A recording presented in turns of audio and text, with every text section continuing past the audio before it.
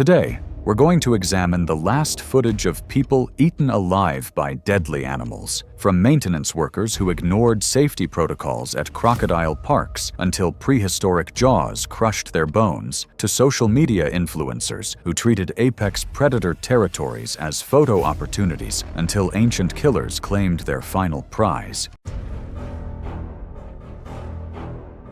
It was November 12, 2018.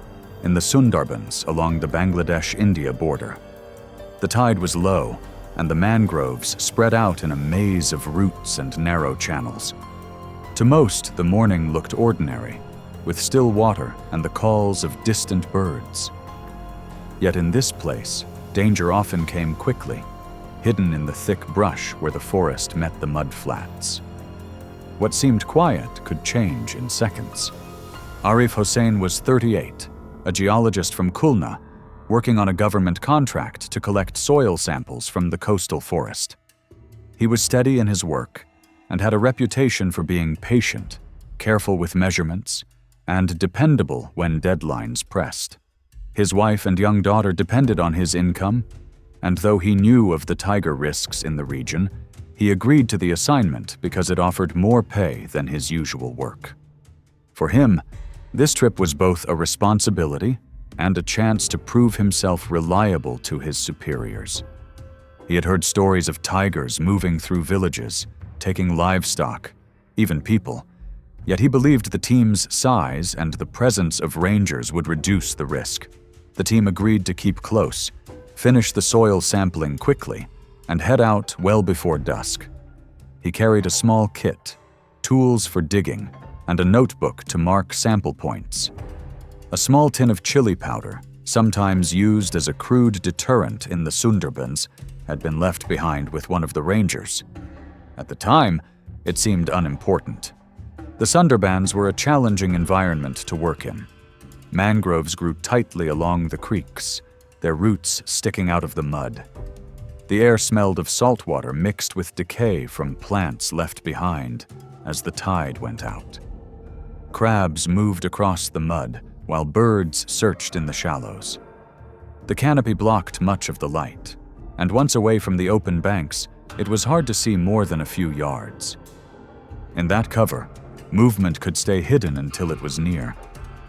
Tigers in the Sundarbans are smaller than those found inland. Adult males usually weigh between 350 and 420 pounds, still powerful animals with long limbs adapted for moving through swamps and mangroves.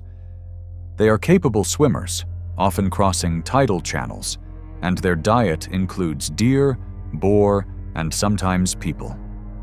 Unlike tigers in many parks, Sundarbans tigers are often bolder around humans, shaped by years of living in overlapping territory with villages and fishing grounds. Attacks are not rare, and locals recognize that the animals strike quickly and with little warning. That morning, the team worked near a creek, the tide pulling water out and exposing soft mud along the banks. Villagers had warned them earlier about recent tiger tracks near farmland, only a few kilometers away. The rangers repeated their instructions to stay close, avoid the thickest cover, and remain alert. Even in daylight, the mangroves were dim, and movement could be hidden within a few yards. As the group spread slightly to check different soil points, gaps opened between them. Arif stepped several yards off the main path toward a patch of exposed ground where he wanted a cleaner sample. His colleagues could still see him, but the brush behind him was dense. The men later said they noticed how quiet it had become. Bird calls stopped, and the sound of crabs moving in the mud was suddenly sharp. One ranger had begun scanning the tree line when it happened. A tiger came out of cover with sudden speed, its body low, crossing the distance in seconds. Arif barely turned before it struck, clamping its jaws into his neck and shoulder and forcing him into the mud. The weight of the animal pinned him before he could struggle upright. Witnesses shouted, some throwing sticks and striking metal to make noise. The tiger did not let go, pulling Arif backward into thicker cover. His boots scraped against roots, leaving marks in the mud. For a brief moment, the men still saw him on the ground with the animal over him, before both slipped deeper into the mangroves and out of sight. The sounds carried longer than the sight. Colleagues later recalled hearing only a few short cries, cut off quickly, along with the snapping of branches as the tiger dragged him into cover. Within moments, the swamp was silent again. The group advanced only a short distance before stopping. The ground was unstable, and they feared provoking the animal further. Rangers fired a warning shot into the air, but by then, both Arif and the tiger were gone. Search teams returned the following morning with more rangers and villagers who knew the terrain. They followed drag marks in the mud, broken roots, and patches of blood. About 200 yards from the site, they found parts of his kit, his sample bag torn, notebook soaked, and a tool partly buried in wet soil. Deeper inside the mangroves, they discovered partial remains, scattered near roots where the tiger had fed.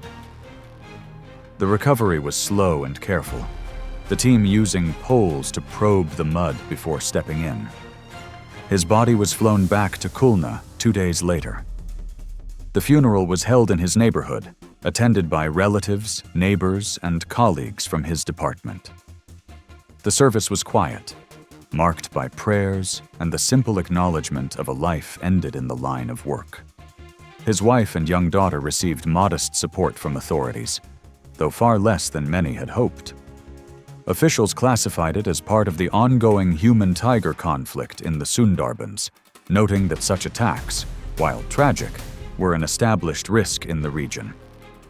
The story did not spread far beyond local papers. For those who worked with him, it was a reminder of how quickly conditions in the field could turn. For the villagers who lived near the mangroves, it was another chapter in a long history of living alongside tigers, one where the balance of survival often tipped unpredictably.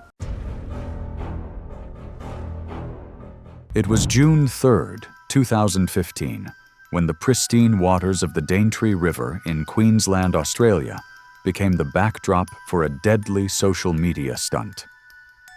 The ancient waterway flows through one of the world's oldest rainforests, where 130-million-year-old vegetation creates a cathedral of green that stretches to the water's edge. This UNESCO World Heritage Site harbors some of Australia's most dangerous wildlife, including the highest concentration of saltwater crocodiles on the continent. Warning signs in multiple languages line the riverbanks, alerting visitors to the extreme danger posed by these apex predators. Haley Monroe, a 26-year-old travel influencer with 2,000 followers, had built her brand on taking risks for dramatic content that surpassed her competitors' safer travel posts.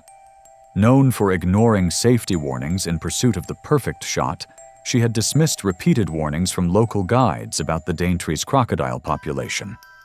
Her boyfriend, Jake Morrison, a 24-year-old camera operator with limited wildlife experience, was more focused on capturing engaging footage than ensuring their safety.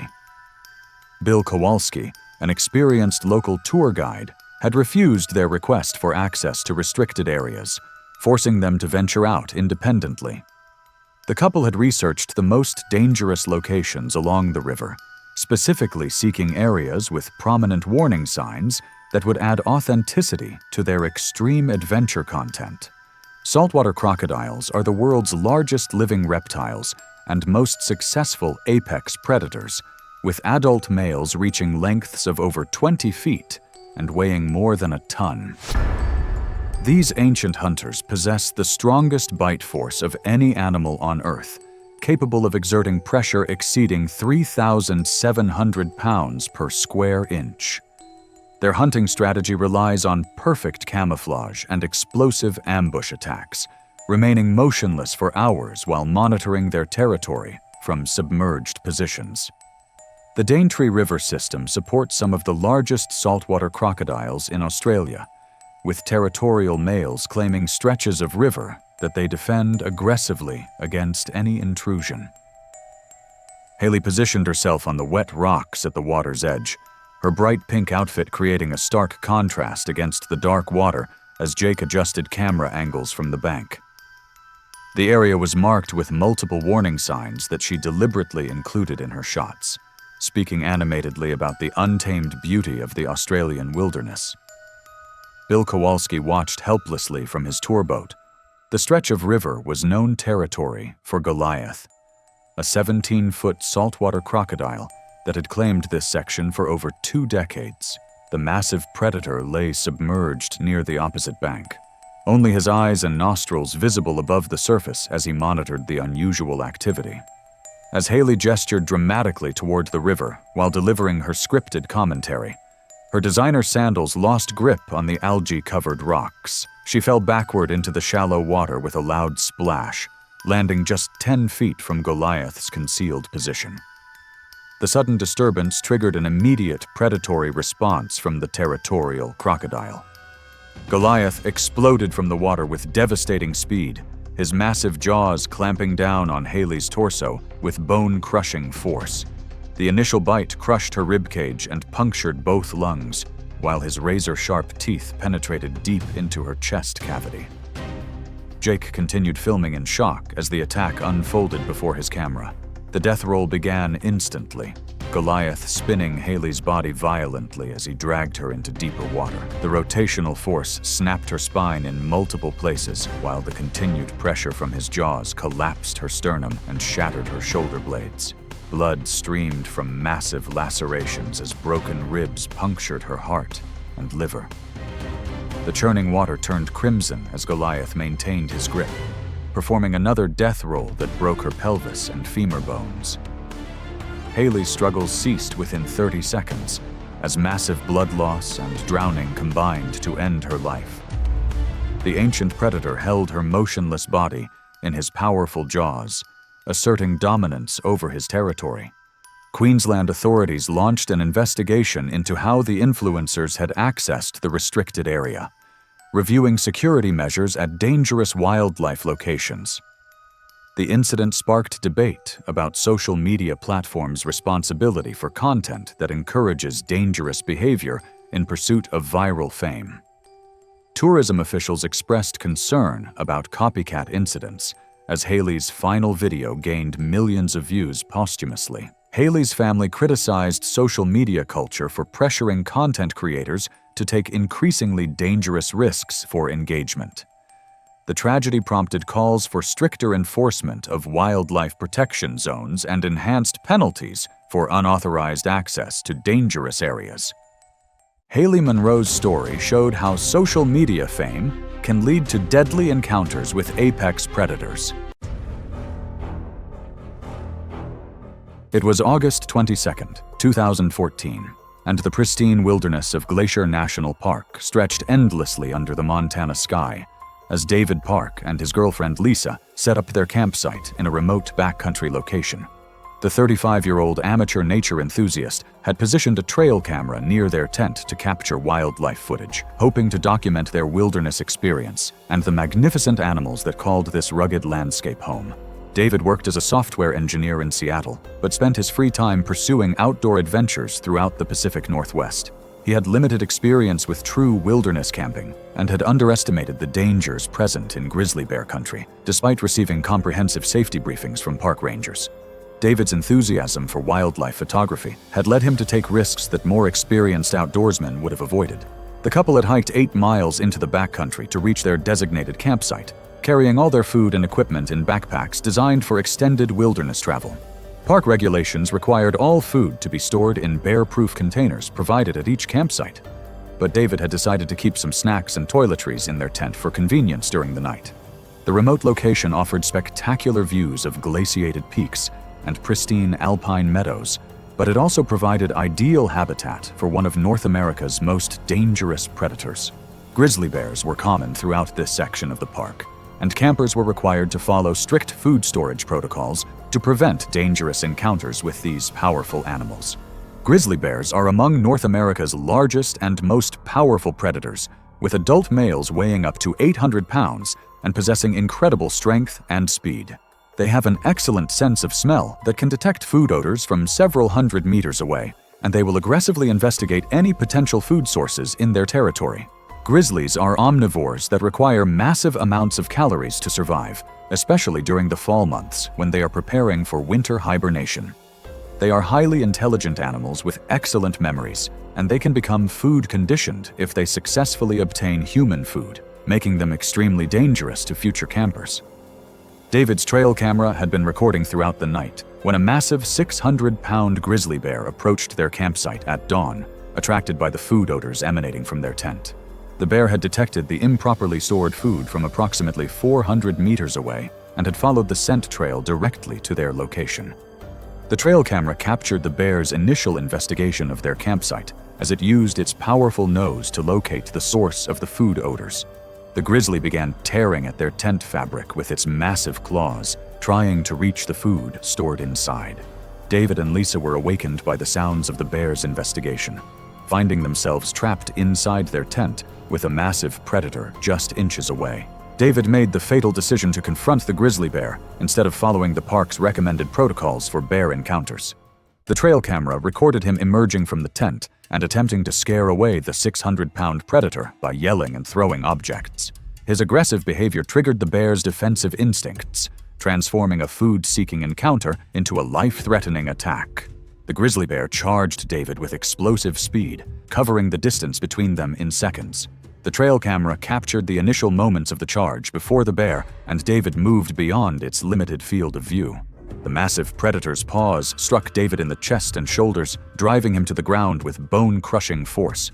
The bear's claws, each measuring up to 4 inches in length, raked across David's torso and limbs, opening deep gashes that caused massive blood loss. The grizzly bear delivered several powerful defensive swipes and bites to David's torso and limbs, causing massive trauma before disengaging from what it no longer perceived as a threat. The bear's defensive mauling lasted approximately 30 seconds before David's movements ceased, and the grizzly moved away from the immediate area. The attack demonstrated typical defensive bear behavior rather than predatory killing, with the bear seeking to eliminate the perceived threat rather than consume prey. Lisa remained trapped inside the damaged tent during the brief but violent encounter, unable to clearly see the attack but hearing the sounds of the struggle. The grizzly bear wandered away from the campsite after David became motionless, returning to investigate the food sources that had originally attracted it to the area. Lisa managed to activate an emergency beacon that summoned search and rescue teams to their remote location. David died from massive trauma to his torso and limbs, along with severe internal injuries caused by the bear's powerful defensive swipes and bites. The investigation revealed that improper food storage had attracted the bear to their campsite, while David's aggressive response had triggered the fatal defensive attack. The trail camera footage was used internally by park rangers for training purposes to better understand bear behavior and human-bear conflict scenarios. David's death led to enhanced enforcement of food storage regulations and mandatory bear safety training for all backcountry campers. The incident became a case study in proper bear encounter protocols within the National Park Service. Lisa survived the encounter but was traumatized by witnessing the initial moments of David's attack and the horrific sounds captured during the brief mauling. The incident highlighted the importance of following established safety protocols when camping in bear country and the critical need for proper food storage in grizzly habitat. It was June 21st, 2013, and the Zambezi River moved with deceptive calm through the wilderness of northern Zimbabwe. Nadia Kamanzi, a 38-year-old caregiver from Harare, sat in the middle position of an aluminum canoe carrying 6 passengers downstream. Nadia worked for the Mtimba family, caring for their 2 children, ages 7 and 9, sometimes traveling with them when their parents were away. Her employer, James Mtimba, told investigators she had requested this river trip, eager to film wildlife for her YouTube channel. She had bought a chest-mounted camera 3 months earlier and posted videos of Victoria Falls and safari drives. The Mtimba children sat in the canoe behind her, their parents in a separate canoe 50 yards ahead in the procession. The river stretched wide and brown between banks thick with papyrus and fever trees, the current moving at roughly 3 miles per hour as the canoe group navigated a section known for dense hippo populations. Large adult hippos can weigh several thousand pounds in extreme cases and, despite their bulk, can reach surprising speeds on land. In water, they are deceptively agile, their jaws open wide, and their large canines and tusks combined with their bite inflict catastrophic damage. They perceive boats as territorial threats and will attack without warning, often targeting the vessel rather than occupants initially, though their size and power make this distinction meaningless in practical terms. Before departure, the tour operator held a 20-minute safety briefing. The lead guide emphasized hippo dangers, instructing passengers to stay seated and quiet near hippo areas, and distributed a rules sheet banning standing in canoes, loud noises, and flash photography. Nadia signed a form acknowledging she understood. About 40 yards into the narrow section, Nadia's canoe drifted right toward the reeds. The guide corrected it with several paddle strokes. During this, Nadia stood partially to adjust her chest-mounted camera. The guide sharply told her to sit.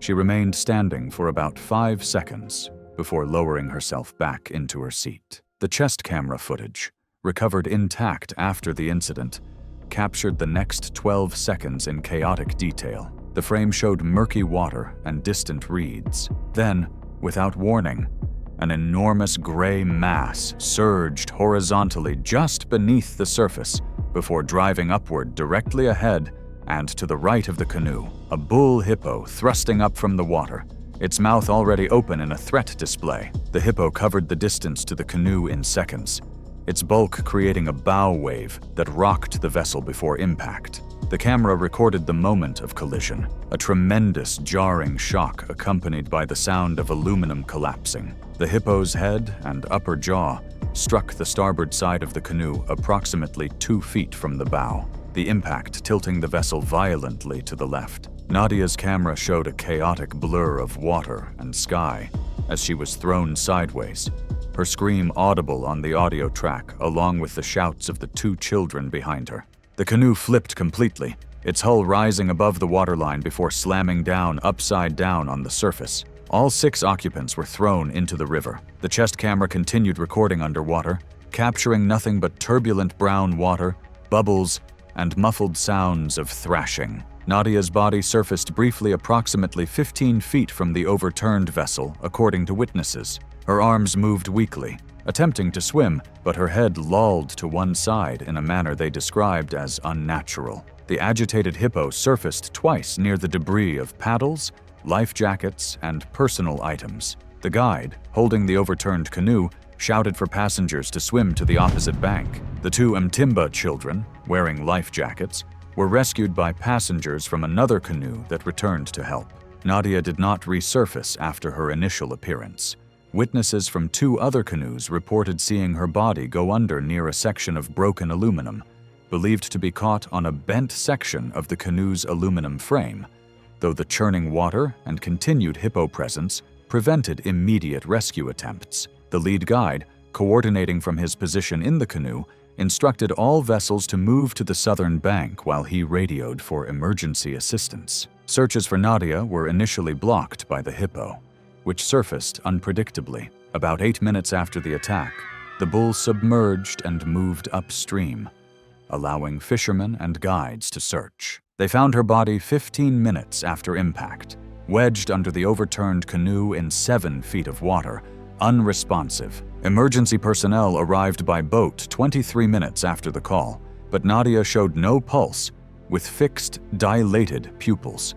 Post-mortem examination revealed massive blunt force trauma to her right shoulder and head, skull depression fractures from the hippo or canoe, 3 broken ribs, right clavicle trauma, and drowning as a contributing factor. The tour company suspended operations for 2 weeks following the incident, while safety protocols underwent review. James Mtimba and his family received financial compensation through the operator's insurance and relocated to South Africa 6 months later, citing trauma from the incident, and asked for deletion of the footage. It was May 29th, 2018, when the remote backcountry of Glacier National Park in Montana became the scene of a fatal encounter. The wilderness area was experiencing peak spring activity, with snow melting rapidly from higher elevations and creating ideal conditions for wildlife movement. Dense brush and thick forest coverage limited visibility along the narrow hiking trails. Trail 14 had been officially closed to public access due to increased grizzly bear activity reported throughout the previous week. Park rangers had documented multiple sightings of bears with cubs in the area, along with evidence of recent feeding activity near popular hiking routes. Warning signs had been posted at all trail access points. The spring season brought heightened bear activity as animals emerged from winter hibernation in search of food sources. Early morning hours were particularly dangerous, as bears were most active during dawn feeding periods when they sought to replenish energy reserves depleted during the long winter months. Thea Jinks, a 36-year-old landscape photographer, had traveled to Glacier National Park to capture images of the spring wildflower bloom in the high country. Known for her willingness to venture into restricted areas to obtain unique shots, Jinks had a reputation for taking calculated risks to access pristine locations that other photographers avoided. She had arrived at the park specifically to photograph the seasonal transition in the backcountry, aware that the melting snow and emerging vegetation created spectacular but brief photographic opportunities. Jinks was traveling alone that morning, equipped with a chest-mounted camera to document her hiking experience, along with her professional photography equipment. She had deliberately chosen to hike during the early morning hours to capture optimal lighting conditions, despite knowing that this timing coincided with peak wildlife activity periods. Grizzly bears are among North America's most powerful large mammals, capable of reaching speeds of 35 miles per hour and possessing strength that can easily overpower humans. Adult males can weigh over 800 pounds and stand nearly 4 feet tall at the shoulder, with claws measuring up to 4 inches in length. During spring months, grizzly bears are particularly aggressive as they establish territories and protect food sources after emerging from hibernation. Mothers with cubs display extreme defensive behavior and will attack any perceived threat to their offspring without warning. Their exceptional hearing and sense of smell make them aware of human presence long before visual contact occurs. Grizzly bears typically avoid human contact, but surprise encounters at close range often trigger defensive attacks. Attacks on humans most often occur as defensive responses rather than predatory behavior. Their natural response to perceived threats involves overwhelming force designed to neutralize danger quickly and decisively. Jinks made a fatal error by hiking alone on a closed trail during peak bear activity hours. Her quiet movement through dense brush eliminated any opportunity for bears to detect and avoid her presence. The lack of noise deterrents or bear spray further compromised her safety in an environment with confirmed aggressive bear activity. The encounter occurred suddenly as Jinks rounded a bend in the trail, where thick vegetation limited visibility to just a few yards. A large grizzly bear emerged from the brush at extremely close range, likely as surprised by the encounter as Jinks herself. The sudden close-range encounter triggered a defensive charge. The animal covered the short distance between them in seconds, striking Jinks with devastating force that knocked her to the ground instantly. The initial impact alone caused severe trauma, as the bear's massive weight and momentum overwhelmed her completely. The bear delivered an explosive series of strikes, using its powerful claws and crushing bite force. Each blow inflicted massive internal injuries and bone fractures, while the animal's weight prevented any possibility of escape or defense. The assault was brief but catastrophic, typical of defensive grizzly encounters. The attack caused catastrophic damage to vital organs and major blood vessels. The bear's claws created deep lacerations across Jinks' torso and limbs, while the crushing force of its strikes caused severe internal bleeding and organ failure. The chest-mounted camera was damaged during the encounter, though the device provided investigators with some information about the final moments before the attack. Death resulted from the combination of massive blunt force trauma, internal bleeding, and organ failure within minutes of the initial contact. Park rangers discovered Jinx's body during a routine patrol of the closed trail area later that day. The scene and physical evidence provided crucial information about the circumstances of the encounter and the bear's defensive behavior during the attack. The incident prompted a comprehensive review of trail closure enforcement procedures and led to enhanced warning systems throughout Glacier National Park. Jinx's family filed wrongful death claims, though investigations ultimately determined that proper warnings had been posted and the trail closure had been clearly marked.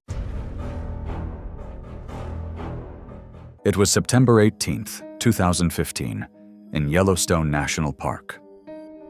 The early fall air was cool, and thin clouds drifted above Hayden Valley. At first, the day looked ordinary, with the same calm and quiet visitors that they often expect in the park.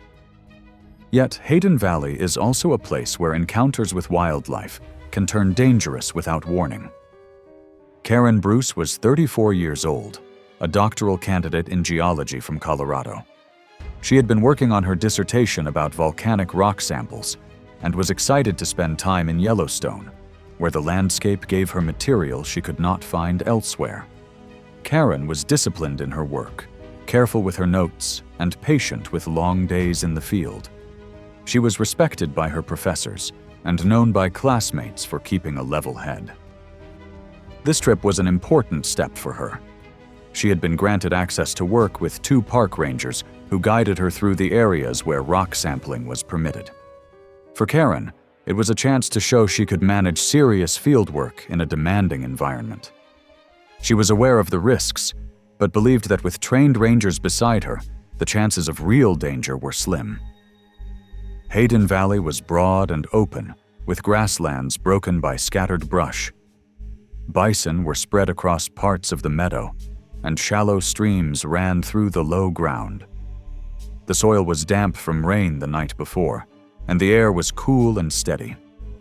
Visibility across the valley was generally good, but near the slopes, patches of willow and dense shrubs created cover where large animals could stay hidden until they moved into the open. Grizzly bears are among the most powerful animals in Yellowstone. Adult males can weigh more than 700 pounds and run at speeds close to 35 miles per hour. Their bite is strong enough to crush bone, and their claws can tear through muscle with ease. While most bears avoid people, surprise encounters often lead to charges. Park officials remind all visitors to carry bear spray at the ready, since even seconds of delay can make the difference between escape and tragedy. There had been warnings in the park that week. Rangers had posted notices of recent grizzly activity in the valley, especially in areas where berries were abundant. Several hikers reported seeing tracks along trails, and one group had observed a bear crossing the meadow days earlier. Karen and the rangers read the postings, but with no bears spotted during their shift, they felt the chances of trouble were low. Their bear spray stayed in their packs instead of in their hands. By mid-morning, the group stopped near a slope where Karen wanted to take samples. She moved slightly ahead of the rangers to examine the rocks. The men stayed back, watching the valley floor. The scene was quiet until a sudden movement broke the stillness. A large grizzly emerged from the brush less than 100 feet away, its head low and body tense. Karen froze as the bear charged. Witnesses later described how quickly it covered the distance, the sound of its paws pounding the ground growing louder in seconds. She stood still, arms stiff at her sides, and before she could react, the bear slammed into her and knocked her flat onto the wet soil. The rangers shouted and rushed for their spray, but the canisters were buried in their packs. The bear clamped its jaws onto Karen's side and pressed her against the ground. She tried to twist, her boots sliding in the mud, but the animal pinned her with its full weight. One ranger pulled out his spray too late, and the other threw a rock, but neither action changed the attack. The bear pressed her harder into the ground, then raked its claws across her torso, tearing through her jacket and skin. Witnesses later said what stayed with them was the mix of sounds: the bear's heavy breathing, the scrape of soil under its paws, and the short cries that ended too soon. The struggle did not last long. As the rangers shouted and tried to move closer, the grizzly finally released her, backed away from the body, and turned into the brush until it was out of sight. The rangers reached Karen immediately. She was motionless, her injuries severe and beyond help. They radioed for emergency assistance, and within minutes, medics were on their way. A rescue team arrived quickly by vehicle, but there was nothing more to do. She was declared dead at the scene. Her body was flown back to Denver, where her funeral was small and quiet, attended by family, professors, and classmates. Her colleagues described her as determined and committed, someone who cared about her work and believed in finishing what she started. Park officials reviewed the case and stressed the same lesson they had repeated for years. Bear spray must be kept ready, not stored in packs. They reminded researchers and visitors alike that even trained rangers are at risk when basic precautions are missed. Karen's death became another example of how fast a grizzly encounter can turn fatal, and how even experienced people can underestimate the speed and strength of the animals that live in Yellowstone. It was August 7, 2016, when the remote wetlands of Kakadu National Park became the scene of a deadly encounter. Located in Australia's Northern Territory, this UNESCO World Heritage Site spans nearly 20,000 square kilometers of pristine wilderness, where ancient Aboriginal rock art overlooks waterways that have remained unchanged for millennia. The Adelaide River winds through this untouched landscape, its muddy banks concealing some of the world's largest saltwater crocodiles. During the dry season, these waterways become concentrated hunting grounds where protective females fiercely guard their nesting sites. Spencer Vaughn, a 34-year-old former zoo employee, had fallen from grace after losing his legitimate wildlife career due to misconduct allegations. Desperate for money and familiar with reptile behavior, he had turned to the lucrative black market trade in exotic animal products. Crocodile eggs commanded premium prices from private collectors and illegal breeding operations, making them an irresistible target for someone with Spencer's knowledge and financial desperation. His reluctant business partner, Tommy Nakamura, had warned against the Kakadu expedition, knowing the area's reputation for massive protective female crocodiles. Elder Mary Tungara, a local Aboriginal ranger, had recently noticed suspicious vehicle tracks near sacred nesting sites. Spencer's GPS coordinates led him to a known nesting area where female crocodiles had constructed their mud mounds weeks earlier. Saltwater crocodiles are apex predators that have survived virtually unchanged for over 200 million years. Adult females protecting their nests can exceed 16 feet in length and weigh over 1,000 pounds, possessing the most powerful bite force in the animal kingdom at over 3,700 pounds per square inch. These ambush hunters are perfectly adapted for stealth, capable of remaining motionless for hours while monitoring their territory. During nesting season, female crocodiles become extremely aggressive, patrolling their nesting areas and attacking any perceived threats to their eggs. Their hunting strategy relies on explosive bursts of speed from concealed positions, using their massive tails for propulsion through water. Once they secure prey, the signature death roll disorients victims while drowning them in the murky depths. Spencer waded into the shallow water under the cover of darkness, his headlamp cutting through the humid night air as he approached the muddy nesting bank.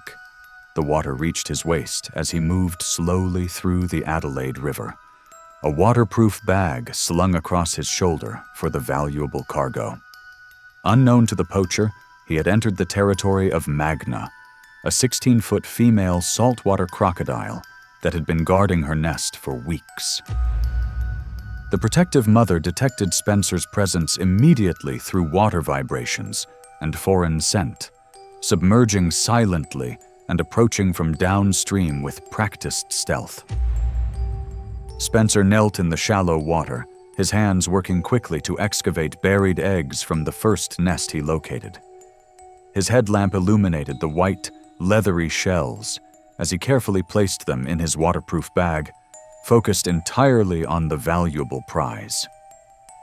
Magna positioned herself just 10 feet away, her eyes and nostrils barely breaking the surface as she assessed the intruder. As Spencer reached for another clutch of eggs, the maternal guardian exploded from the water with tremendous force. Magna's massive jaws clamped down on Spencer's torso with bone-crushing power, the initial bite penetrating his ribcage and puncturing vital organs. The impact drove Spencer backward as his headlamp flew into the darkness, plunging the scene into complete blackness. The death roll began instantly, Magna spinning Spencer's body violently as she dragged him into deeper water. The rotational force snapped Spencer's spine in multiple places while the crocodile's grip crushed his sternum and collapsed both lungs. Blood filled Spencer's airways as broken ribs punctured his heart and liver. The powerful tail thrashed as Magna continued the death roll, breaking Spencer's pelvis and femur bones. Within 30 seconds, Spencer had succumbed to massive internal bleeding, drowning, and catastrophic spinal injuries. Magna then performed her instinctive behavior, wedging the body beneath a submerged log where it would decompose before consumption. Tommy Nakamura reported Spencer missing after he failed to return to their campsite by dawn. A search operation was launched by Northern Territory Police, but the remote location and crocodile-infested waters made recovery efforts extremely dangerous. Elder Mary Tungara's investigation revealed tire tracks and equipment fragments near the nesting site, confirming illegal poaching activity. The incident highlighted the ongoing problem of wildlife trafficking in protected areas, with authorities vowing increased patrols during nesting season. Spencer's estranged family expressed shock at his illegal activities, stating they had lost contact with him months earlier. Conservation groups used the tragedy to raise awareness about the devastating impact of wildlife trafficking on endangered species populations. The case remained officially unsolved, with Spencer's body never recovered from the ancient waterways he had tried to exploit. It was March 8, 2016, and the evening feeding routine at Sunshine Roadside Zoo in rural Florida proceeded according to the facility's basic schedule as Maria Santos prepared the lion's dinner. The 28-year-old animal caretaker moved through the big cat area with practiced efficiency, her every movement monitored by the basic security camera system that recorded activities within the facility for insurance purposes. Maria had been working with big cats for 5 years, developing expertise in animal behavior and husbandry that had made her one of the facility's most trusted employees. She had started as a volunteer while studying animal science in college before being hired full-time to work specifically with the Roadside Zoo's collection of African lions, tigers, and leopards. Maria was known for her confidence around dangerous animals and her ability to read their behavioral cues. The facility housed 12 big cats in a series of basic enclosures designed to provide minimal safety for staff and basic housing for the animals. Each enclosure featured simple safety barriers, including service areas where staff could prepare food and perform maintenance with limited protection from the animals. Maria was responsible for feeding the facility's pride of African lions, which included a 350-pound male named Simba and 2 adult females. The lions had been acquired from a failed roadside zoo and had lived at the facility for 3 years, developing routines and relationships with their caretakers. African lions are apex predators that have evolved as cooperative hunters, with males weighing up to 420 pounds and possessing incredible strength and speed. They are highly intelligent animals with complex social structures, but they retain all their natural hunting instincts, even in captivity. Lions are particularly dangerous during feeding time, as their predatory responses are heightened and they may view any intrusion as a threat to their food source. Their powerful jaws can deliver a bite force exceeding 650 pounds per square inch, while their razor-sharp claws can inflict devastating wounds. Maria had been preparing the lions' evening meal in the service area adjacent to their main enclosure when she accidentally dropped a food bucket into the lion's territory. The bucket contained raw meat that represented a significant portion of the cat's daily nutrition, and Maria knew she needed to retrieve it to maintain their feeding schedule. The security cameras captured Maria's fatal decision to enter the lockout zone to retrieve the dropped bucket. What she didn't realize was that the shift door between the service area and the main enclosure had been left unlocked earlier that day during routine cleaning operations. The Oversight created a potential pathway between Maria and the hungry lions. Maria bent down to pick up the food bucket, her back turned to the unlocked shift door. The security footage shows Simba, the massive male lion, pushing through the unlocked door and entering the lockout zone behind Maria as she focused on retrieving the scattered meat. The lion moved with the silent stealth that made his species such effective hunters, approaching to within striking distance before Maria became aware of his presence. Maria turned around to face Simba just as the 350-pound predator launched his attack. The lion's massive paws struck Maria in the chest and shoulders, driving her to the ground with bone-crushing force. Simba's claws raked across Maria's torso, opening deep gashes that immediately began bleeding profusely as his jaws sought purchase on her neck and throat. The security cameras recorded Maria's desperate struggles as Simba's powerful jaws clamped down on her throat in the classic lion-killing bite. The lion's natural hunting instincts drove him to maintain his suffocating grip, using his massive weight to pin Maria to the ground while his jaws worked to crush her airway. Maria struggled briefly before her movements rapidly weakened, her movements gradually weakening as asphyxiation and blood loss overwhelmed her system. Other staff members were alerted by the commotion and arrived within several minutes, immediately attempting to divert Simba's attention using makeshift tools and shouting. However, their intervention came too late, as Maria had already succumbed to suffocation and massive trauma from the lion's crushing bite and sustained attack. Maria died from asphyxiation and massive trauma to her neck and torso, her injuries consistent with a lion's killing bite. The investigation revealed that the unlocked shift door had created the dangerous situation that led to Maria's death.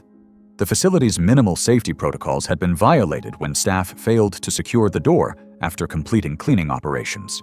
The incident resulted in immediate OSHA violations and multiple civil lawsuits that eventually forced the facility's closure. Maria's death led to enhanced safety requirements for roadside zoos and became a case study in training programs for exotic animal facility workers. The security footage became evidence in civil proceedings that highlighted the inadequate safety measures at non-accredited facilities. It was November 6, 2015, when a private wildlife compound housing illegally imported chimpanzees in Kalimantan, Indonesia, became the scene of a deadly encounter. The remote facility housed various exotic species in large enclosures designed to simulate natural habitats. The tropical climate created dense vegetation and high humidity, while the isolated location meant that emergency response would be severely delayed in case of any incident. The compound operated as both a breeding facility and import staging area for exotic animals destined for private collections and zoos worldwide. Recent changes in the facility's management had created stress among the animals, particularly the primates, who were highly sensitive to disruptions in their social hierarchy and daily routines. The chimpanzee enclosure had experienced significant upheaval in recent weeks as the group underwent a natural reorganization of their social structure. Alpha males had been challenging each other for dominance, creating heightened tension and aggressive behavior throughout the entire troop. The animals displayed increased territorial instincts and reduced tolerance for human presence. Quad Riker, a 39-year-old exotic animal importer, had built his business on direct handling techniques and dominance displays that he believed established his authority over dangerous animals. Known for entering enclosures without protective barriers, Riker had successfully managed similar situations in the past, creating confidence in his ability to control potentially dangerous encounters. He had arrived at the Indonesian facility to inspect recently acquired chimpanzees before arranging their transport to international buyers. The animals represented a significant financial investment, and Riker wanted to personally assess their health and behavior before completing the transaction. Riker's approach to animal management emphasized direct confrontation and physical dominance, techniques that had worked with other species but were particularly risky when applied to highly intelligent and socially complex primates. The morning inspection was routine for Riker, who entered the enclosure carrying only his handheld phone, filming the entire situation. Chimpanzees are among the most intelligent and physically powerful primates, possessing strength estimated at 1.5 to 2 times that of an adult human, combined with extreme grip power. Their muscular build, combined with long arms and opposable thumbs, makes them capable of inflicting devastating injuries through coordinated attacks. In their natural social structure, chimpanzees establish dominance through displays of aggression and physical confrontation. When their hierarchy is disrupted, they become unpredictable and may view human intrusion as a territorial challenge, requiring immediate and violent response. Riker made a critical error by entering the enclosure alone during a period of heightened social tension among the chimpanzees. His dominance-based approach, which involved direct eye contact and aggressive posturing, was interpreted by the animals as a challenge to their already unstable hierarchy. The attack began when 2 adult chimpanzees approached Riker simultaneously from different directions. Their coordinated movement reflected instinctive group aggression, triggered by social instability. The animals moved with surprising speed and purpose, eliminating any opportunity for escape. The first chimpanzee seized Riker's left arm, while the second grabbed his right leg, immediately pulling him off balance and to the ground, releasing his phone to the ground, still recording. The coordinated assault prevented him from defending himself or reaching any potential escape route. Once Riker was immobilized, additional members of the troop joined the assault. The animals began inflicting systematic damage using their powerful hands and teeth, causing severe trauma to the face, limbs, and torso. Their crushing grip strength and sharp teeth created catastrophic tissue damage that prevented any possibility of resistance. The violent encounter lasted approximately 90 seconds before the chimpanzees disengaged. Recognizing that Riker no longer posed a threat to their social order, the animals retreated to the far side of the enclosure, their aggressive response having neutralized the perceived challenge. The combination of massive blood loss from multiple deep wounds, crushing injuries to vital organs, and shock from the sustained trauma proved fatal. The chimpanzees' coordinated assault overwhelmed Riker's ability to survive the extensive physical damage. Riker's phone was found several meters from his body, knocked away during the initial moments of the encounter. Investigators examined the device for potential evidence to understand the attack sequence and the animal's behavior patterns. The footage was kept from the public's eye due to the volume of graphic it contained. Facility staff discovered Riker's body when he failed to report for a scheduled meeting later that morning. The chimpanzees remained highly agitated and defensive throughout the afternoon, displaying continued signs of stress and territorial behavior. Staff monitored the enclosure remotely for several hours before conditions allowed safe entry to recover Riker's remains. Indonesian authorities launched an investigation into safety protocols at exotic animal facilities, leading to enhanced regulations requiring protective barriers during all human-animal interactions. The incident highlighted the inadequate safety measures at many private wildlife compounds. Riker's family filed lawsuits against the facility operators, citing negligent safety practices and inadequate emergency procedures. The case resulted in the facility's shutdown and stricter regional enforcement of exotic animal handling regulations. It was August 11th, 2017. The evening sun casting long shadows through the lodgepole pines of Jasper National Park in Alberta, when Colton Moreau stepped out of his tent for the last time.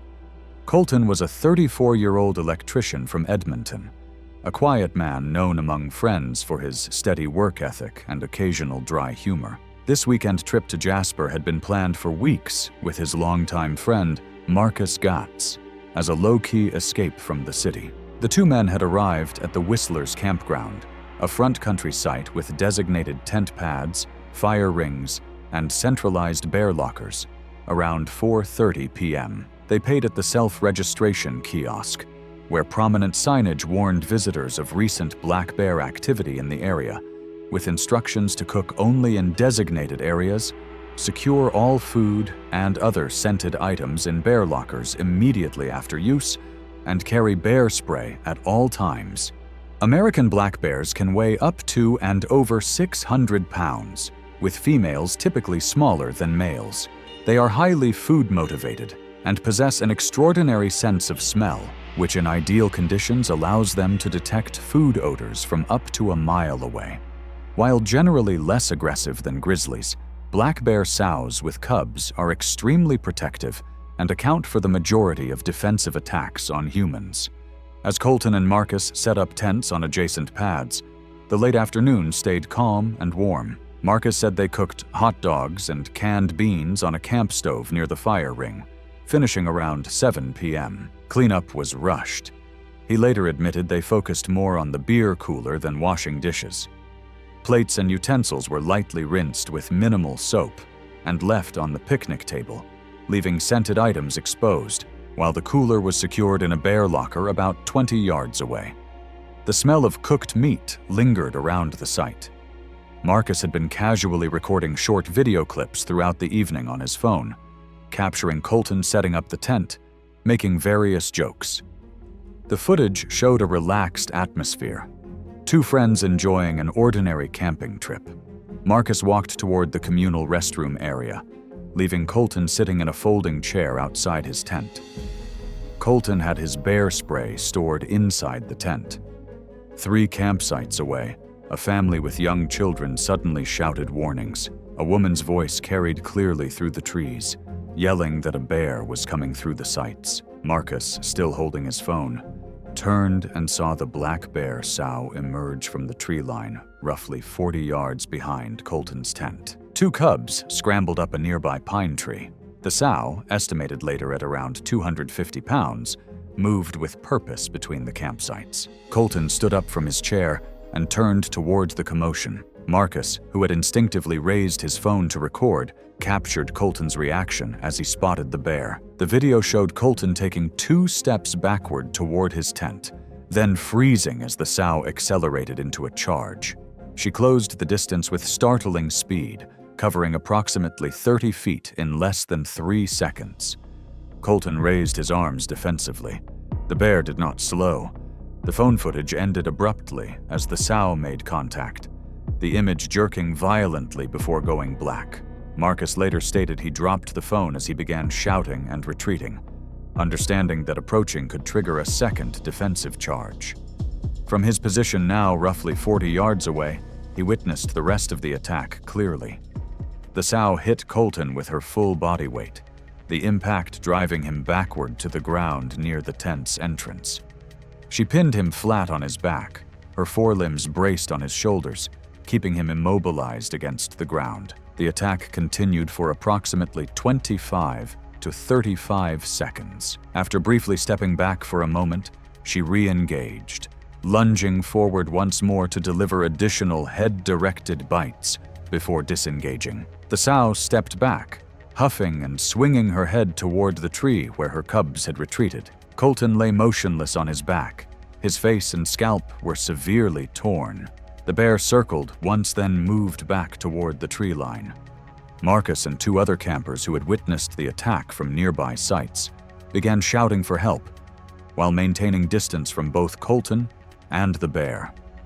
Multiple people called the wildlife emergency dispatch simultaneously. Rangers and emergency medical services arrived within 10 minutes, approximately 9 minutes after the first call. They secured the area with noise deterrents and confirmed the sow and cubs had moved away from the immediate vicinity.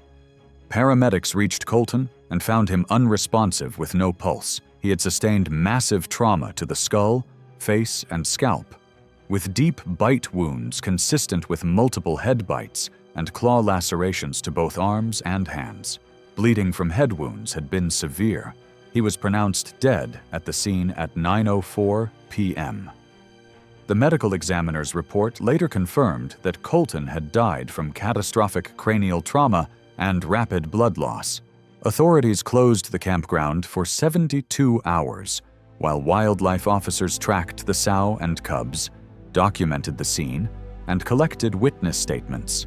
The bears were not euthanized, as the attack was deemed defensive maternal behavior. Marcus declined media interviews. His phone was recovered, its footage copied under chain of custody and reviewed by investigators. It was September 14, 2013, when the aftermath of Hurricane Idalia transformed the Florida Everglades into a deadly maze of displaced wildlife. 3 days after the Category 3 storm devastated South Florida, the vast wetlands remained submerged under unprecedented floodwaters that had pushed saltwater deep into freshwater territories. The hurricane's storm surge had created an alien landscape where familiar hiking trails disappeared beneath murky channels and submerged trees created a labyrinth of hidden dangers.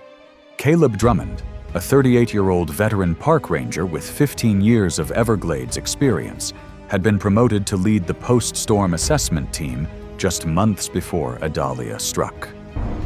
Known for his calm demeanor and encyclopedic knowledge of local wildlife, Caleb possessed an intimate understanding of the park's normal ecosystem patterns. His partner, Sarah Chen, a 31-year-old junior ranger, had suggested waiting another day before entering the most severely flooded areas. Captain Rita Gonzalez had authorized the early assessment mission, despite ongoing flood warnings, trusting Caleb's reputation for cautious decision-making. The National Park Service needed immediate damage reports to coordinate rescue operations and assess threats to both wildlife and potential visitors. American crocodiles are the apex predators of South Florida's coastal waters, with adults reaching lengths of up to 15 feet and weighing over 1,000 pounds. Unlike alligators, these crocodiles prefer saltwater environments and typically maintain established territories along coastal mangroves and tidal creeks. Hurricane storm surges can violently displace these territorial predators, forcing them into unfamiliar freshwater areas where they become stressed and unpredictable. Their powerful bite force exceeds 2,500 pounds per square inch, while their muscular tails can deliver devastating blows capable of breaking human bones. When displaced from their normal territories, American crocodiles become highly aggressive as they seek to establish new hunting grounds, often attacking without the typical warning behaviors observed in their natural habitat. Caleb waded through the transformed landscape, his ranger uniform soaked to the chest as he documented storm damage using waterproof equipment. The floodwaters had created a featureless environment where GPS units became essential for navigation. Sarah followed 20 yards behind, both rangers moving carefully through water that concealed submerged obstacles and debris. Among the displaced wildlife was Athena, a 10-foot female American crocodile who had been forced from her coastal den and was now desperately seeking new territory in the flooded hammocks. She had not eaten in 4 days and was defending what she perceived as her temporary domain. Caleb approached what had been a hiking trail before the storm, now a channel of brown water flowing between submerged trees. He paused to photograph a damaged observation platform, positioning himself for the best camera angle. Athena lay motionless just 15 feet away, her body perfectly camouflaged among floating debris and fallen branches. The stressed crocodile had been monitoring the area for hours, her predatory instincts heightened by territorial displacement and hunger. As Caleb stepped forward to capture another image, his movement created ripples that reached the concealed predator. Athena exploded from her hidden position with lightning speed, her massive jaws closing around Caleb's torso before he could react. The impact drove him backward into deeper water as Sarah screamed from behind. The crocodile's powerful bite crushed several ribs and punctured his right lung, while her razor-sharp teeth penetrated deep into his chest cavity. The death roll began immediately, Athena spinning Caleb's body violently as she sought to disorient and drown her prey. The rotational force snapped his spine in 2 places, while the continued pressure from her jaws collapsed his sternum. Blood filled his punctured lung as broken ribs lacerated his heart and liver. His ranger radio crackled with Sarah's panicked calls for help, but the nearest rescue team was miles away through the flooded wilderness. The attack lasted 45 seconds, during which Athena's death roll broke Caleb's pelvis and caused massive internal bleeding. The veteran ranger drowned in the floodwaters he had come to assess, his body held firmly in the jaws of the displaced predator. The National Park Service launched an immediate investigation into the decision to enter flood zones before wildlife displacement patterns could be properly assessed. Captain Rita Gonzalez faced scrutiny for authorizing the mission despite ongoing safety warnings from meteorologists and wildlife biologists. The incident prompted new protocols requiring aerial surveys before ground teams could enter hurricane-affected areas. Caleb's family described him as a dedicated conservationist who had spent his career protecting the Everglades ecosystem.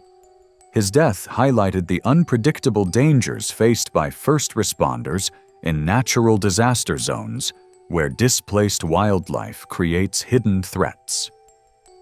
The tragedy led to enhanced safety training for park rangers working in post-hurricane environments. It was August 19, 2013, on the Arctic archipelago of Svalbard, Norway. It was late in the Arctic summer, and the sun never fully set. The camp sat in a bare valley of ice and rock, with a few tents standing against the wind. Everything looked calm, but the area was never completely safe. Hannah Depp was 29 years old, a graduate student from Germany completing her research on glacial rock formations. She had worked for years to earn her spot on the university team, and was known by her professors as meticulous. This was her first Arctic trip, one she had dreamed of since childhood. Hannah was not reckless. She followed instructions closely, though she sometimes pushed herself to prove she could handle the field, as well as her more seasoned colleagues. Her group of 7 lived together in a cluster of tents near Ny-Ålesund, one of the world's northernmost settlements. The team's leader, along with a local guide, carried rifles for protection against polar bears.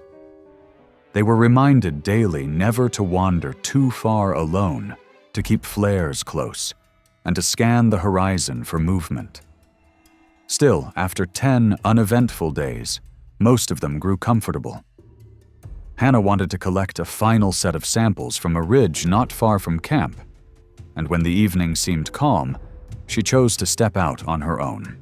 The area was mostly flat, covered with gravel, patches of ice, and exposed rock. Meltwater streams crossed the ground, and apart from the wind, the place was quiet. The camp sat in a valley surrounded by ridges, giving a sense of open visibility, though the shadows of the terrain sometimes hid movement until it was close. It was a place where silence could be misleading. Polar bears are the largest land carnivores in the world. Adult males can weigh over 1,000 pounds and measure up to 10 feet standing. They move faster than most imagine, sprinting as quickly as a human can run.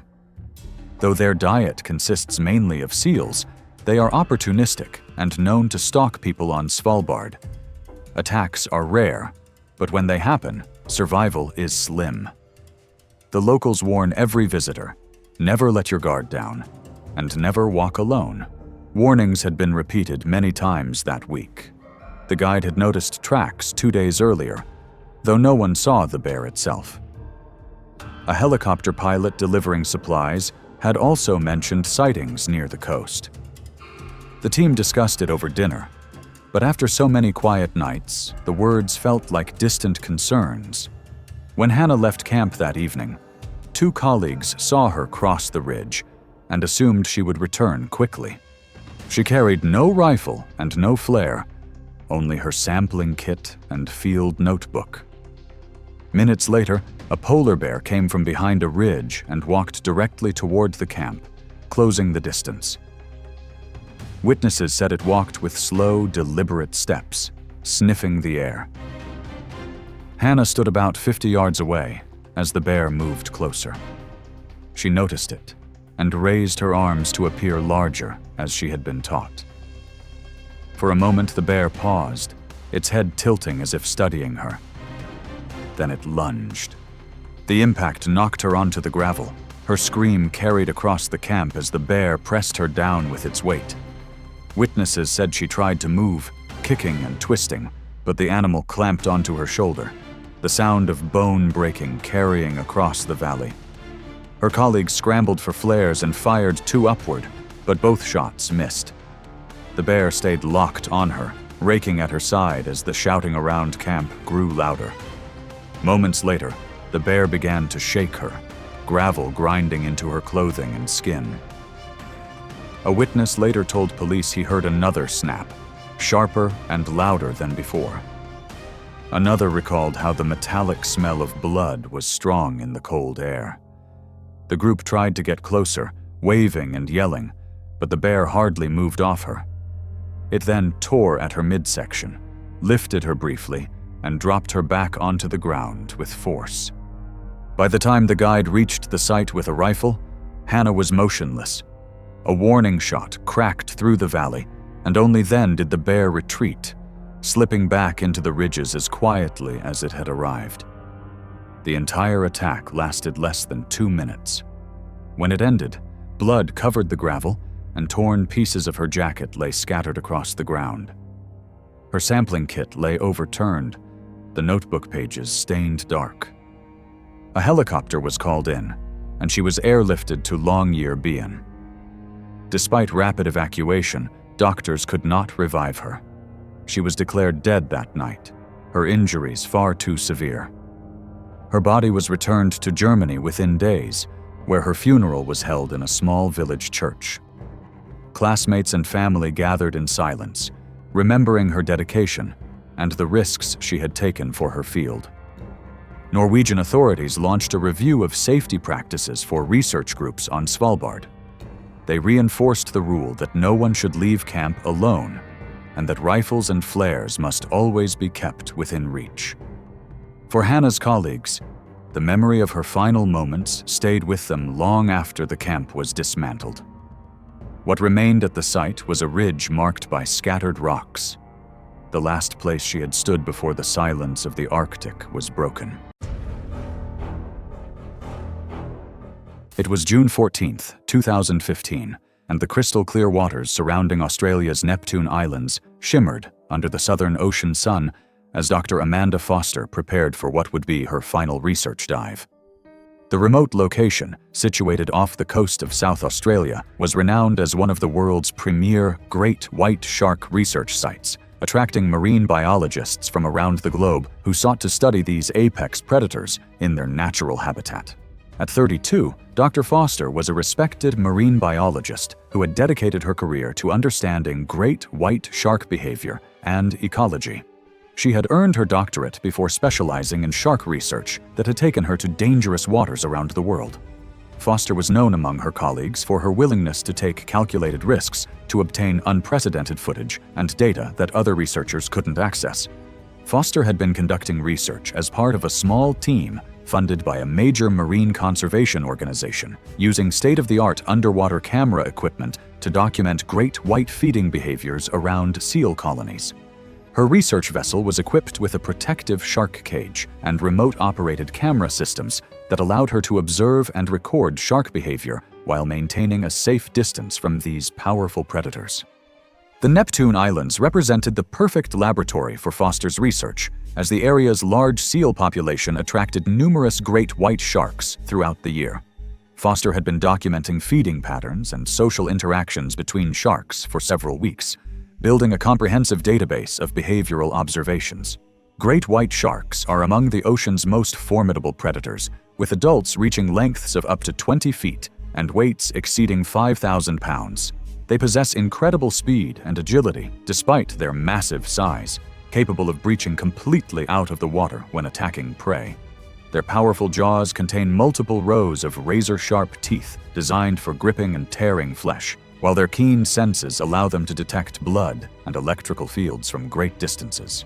Foster had been working from her protective cage when her primary underwater camera system malfunctioned, displaying error messages that indicated a critical failure in the recording equipment. The malfunction threatened to compromise weeks of valuable research data, and Foster faced the difficult decision of whether to abort the dive or attempt to repair the equipment manually. The team decided that Foster would move partially outside the cage perimeter while maintaining visual contact with the team, following established protocols for cage exit procedures. However, during the maintenance operation, Foster's safety tether failed due to a connection point that had been improperly secured by a team member. The ROV camera system continued recording as Foster found herself unexpectedly separated from the protective cage while attempting to complete the equipment repair. Foster worked frantically to swim back toward the safety of the cage, unaware that a massive 16-foot great white shark was approaching from the depths below her position. The blood scent from a recent seal kill in the area had attracted this particular predator to investigate the vicinity, and Foster's movements in the water had triggered its attention. The ROV footage captured the moment when the great white shark detected Foster's presence and began its attack approach.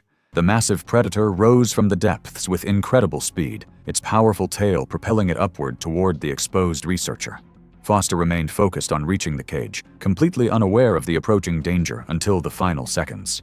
The shark struck Foster from below with devastating force, its massive jaws clamping down across her lower torso and hip region in a catastrophic investigatory bite.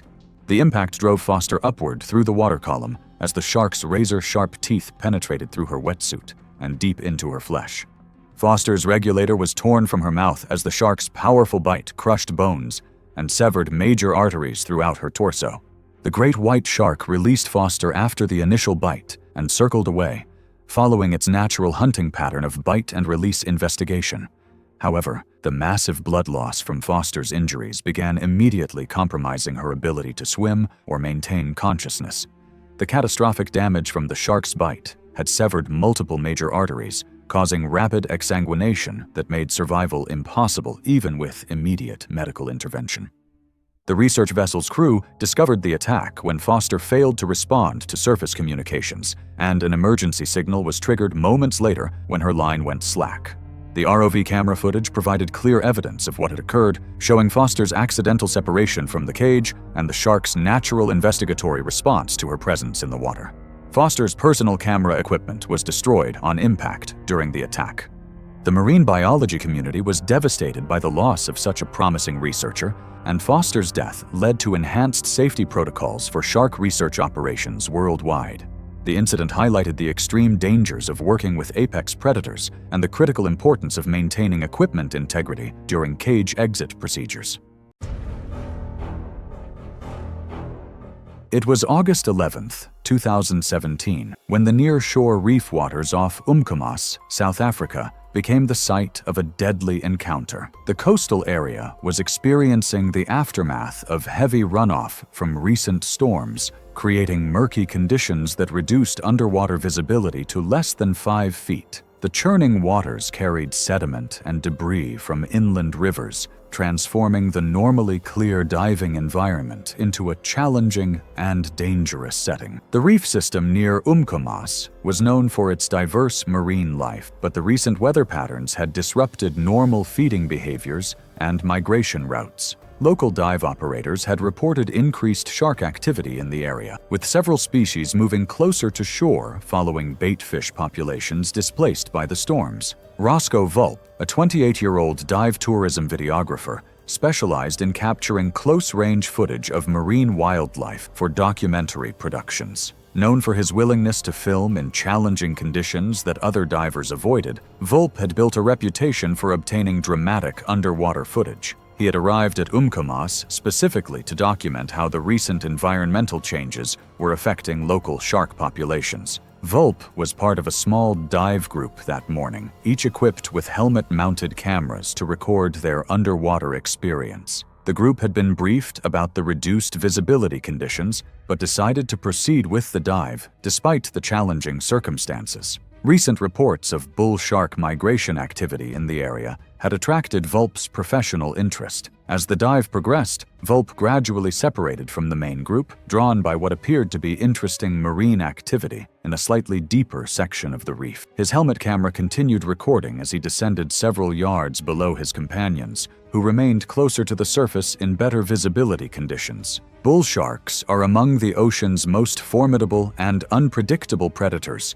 capable of thriving in both saltwater and freshwater environments. These powerful animals can reach lengths of 11 feet and weights exceeding 500 pounds, with bite forces that rank among the strongest of all shark species. Their broad, muscular build and aggressive temperament make them particularly dangerous to humans. Unlike many shark species that prefer deeper waters, bull sharks frequently hunt in shallow, murky environments where their prey has limited visibility and escape options. They are opportunistic feeders with an extremely varied diet, and their highly assertive nature makes them more likely to investigate perceived prey when encountering unfamiliar movements in their hunting grounds. Bull sharks possess exceptional sensory capabilities, including the ability to detect electrical fields generated by living creatures and minute vibrations in the water. Their hunting strategy often involves approaching from below or behind, using surprise to overwhelm their prey before it can react. Volpe made a critical error by separating from his dive group in conditions of severely limited visibility. The murky water that had attracted him for filming purposes also provided perfect cover for predatory ambush attacks. His isolated position made him vulnerable to predators that might avoid larger groups of divers. The bull shark approached from below, using the poor visibility and Volpe's downward focus to remain undetected until the moment of attack. The initial strike targeted his lower torso with devastating force, the shark's powerful jaws clamping down and causing immediate massive trauma. The bite inflicted catastrophic injuries to soft tissue, muscles, and internal organs, with major blood vessels torn in the process. The impact caused Volpe to lose buoyancy control and orientation underwater. The expanding cloud of blood signaled significant trauma. Whether driven by continued feeding behavior or biological response to blood in the water, the shark pressed the attack, rather than releasing and retreating as these predators sometimes do. The second bite struck the upper leg and pelvic region, compounding the already severe injuries. The trauma resulted in rapid and uncontrolled blood loss, as multiple vessels were compromised. The combination of shock, blood loss, and physical damage rapidly undermined Volpe's ability to maintain control of his breathing apparatus. As consciousness faded, seawater began entering his respiratory system. The catastrophic injuries, combined with loss of airway control and continued blood loss, led to death within minutes. Volpe's body sank toward the reef floor as the shark moved away. His helmet camera continued recording until the housing eventually flooded. The other divers discovered Volpe's body during an immediate search operation after realizing he had become separated from the group. Emergency response teams recovered the body and the damaged camera equipment, which provided crucial evidence about the attack sequence. The incident prompted a comprehensive investigation by authorities, leading to temporary diving restrictions in the Umkomaas area during periods of poor visibility. Local dive operators implemented enhanced safety protocols,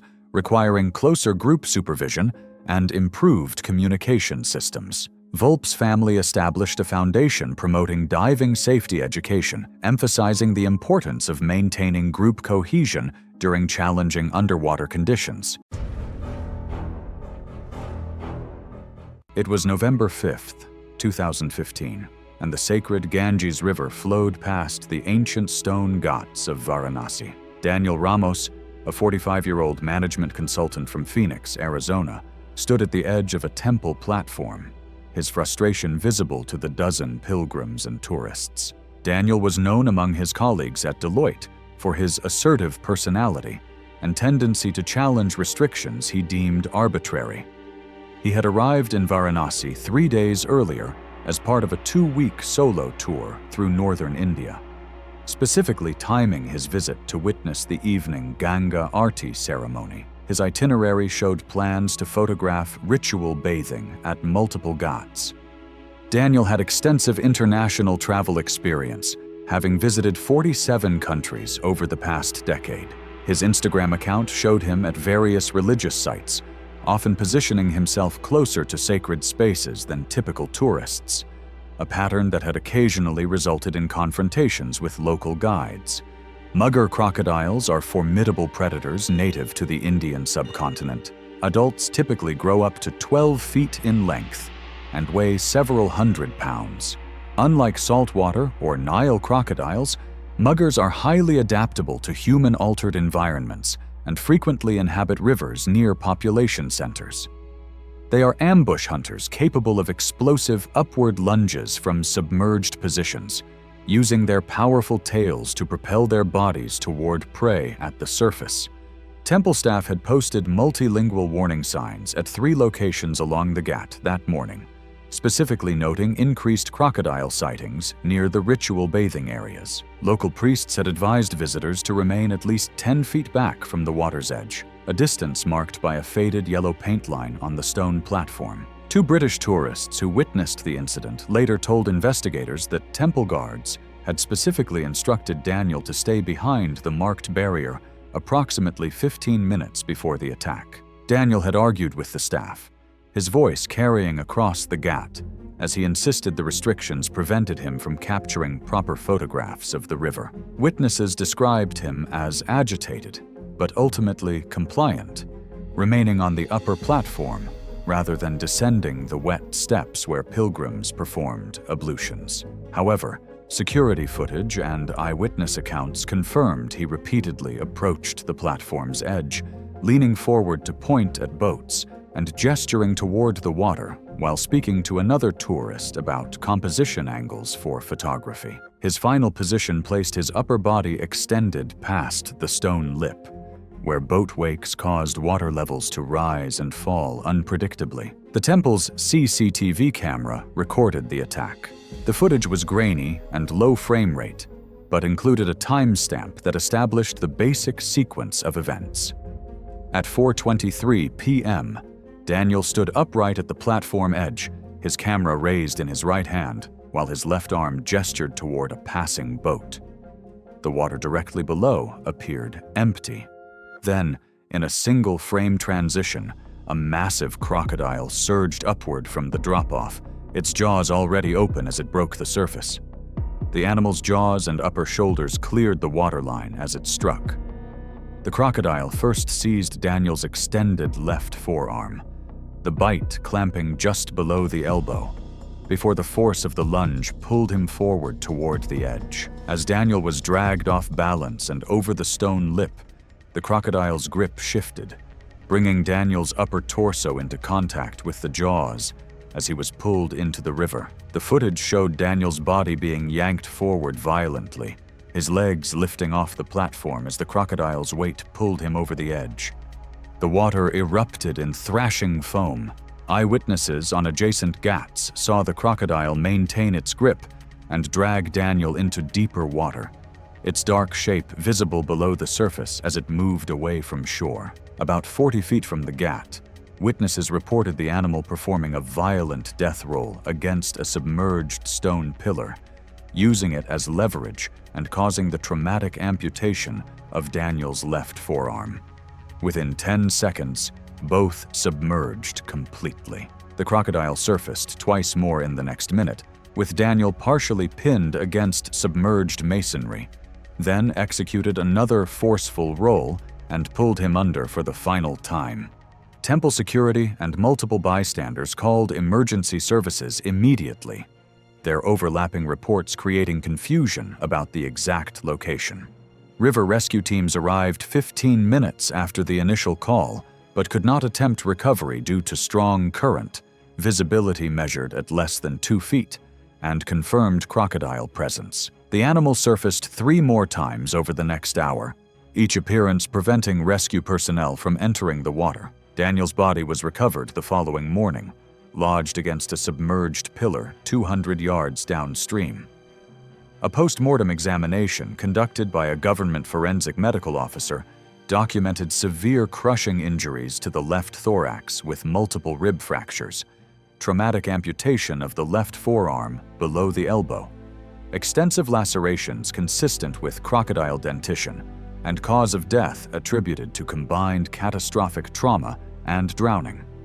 Local authorities secured the footage and installed additional warning signs with increased security presence during peak visiting hours. Wildlife officials reported no further sightings of a similar crocodile in the immediate Ghat area. Daniel's family issued no public statement, but arranged for his remains to be returned to Phoenix for a private funeral service, attended by immediate family and close colleagues. It was November 22, 2014, when the Tarcoles River in Costa Rica became the site of a tragic scientific expedition. Located on the Pacific coast near the Carrara National Park, this river system is renowned for having one of the highest concentrations of American crocodiles in Central America. The dry season had dramatically reduced water levels, transforming the normally expansive waterway into a series of concentrated pools that created ideal hunting territories for the region's apex predators. The surrounding tropical dry forest echoed with the calls of scarlet macaws and howler monkeys, while the muddy riverbanks revealed countless crocodile tracks from the previous night's hunting activities.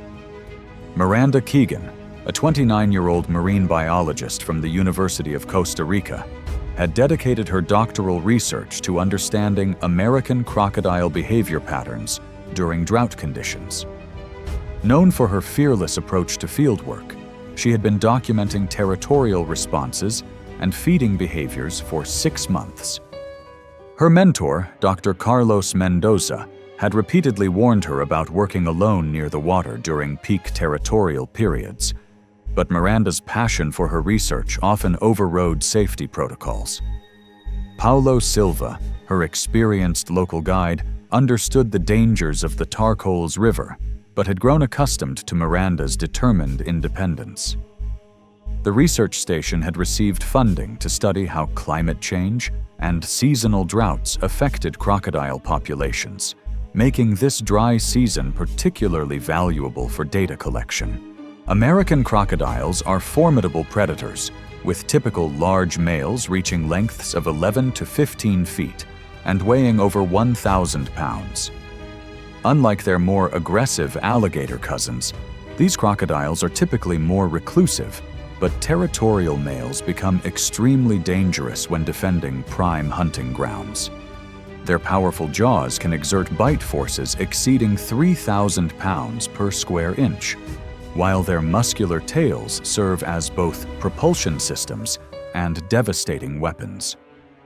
During drought conditions, concentrated prey populations create highly valuable territories that males will defend aggressively against any perceived threats.